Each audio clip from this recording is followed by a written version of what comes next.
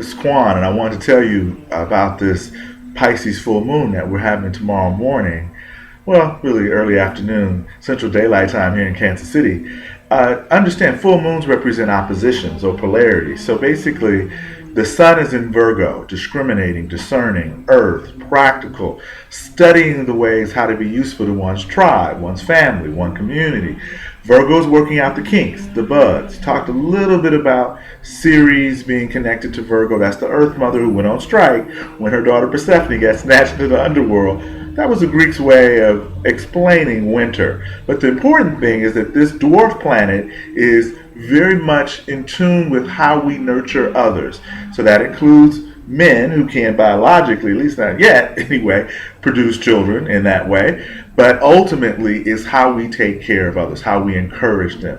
And then Vesta is another one as well. Lending her name to Vestal Virgins is how we look at ourselves and become one, attuning with ourselves inwardly. So Virgo's all about discerning, when to serve, when not to serve, when to use that analytical side of our brain. Its key phrase is, after all, I analyze.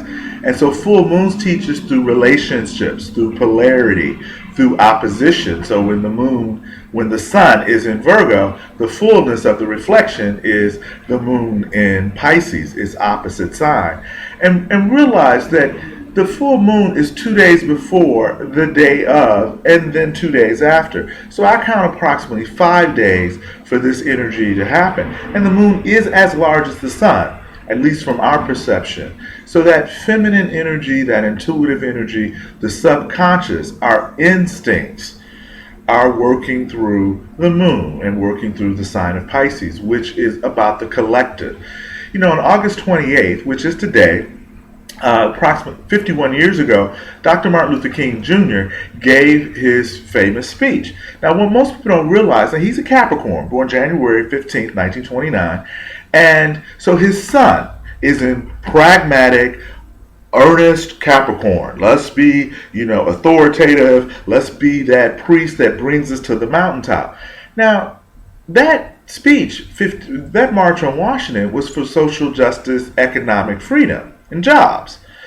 And he talked about the insufficient funds that the United States had written to its second-class citizens. Rarely do people remember that part of the speech, but it's very Capricorn metaphoric language. What people remember is, I have a dream. Well, his birth date, he was born with the moon in Pisces. So that tells us a lot about the impressions that we leave on others are found through our moon sign. When you don't quite know someone, but you have a sense about them, and you're making those intuitive connections just by observing their behavior, then you're definitely in lunar world. Now, if you live with the person or they are in your family, then the moon rules the bloodlines. So I have a dream is what we remember 51 years later. The insufficient funds, very good metaphor. So think about, what does that mean for your own life? Well, we're balancing out the realities, job, health, time, management, the things that just need to be done on a day-to-day basis. Very Virgoing. But we're also balancing it out with our visions, our collective, this energy that's coming in on the 27th of next month in the lunar eclipse. Have been researching that to figure out what are some of the things that we can expect.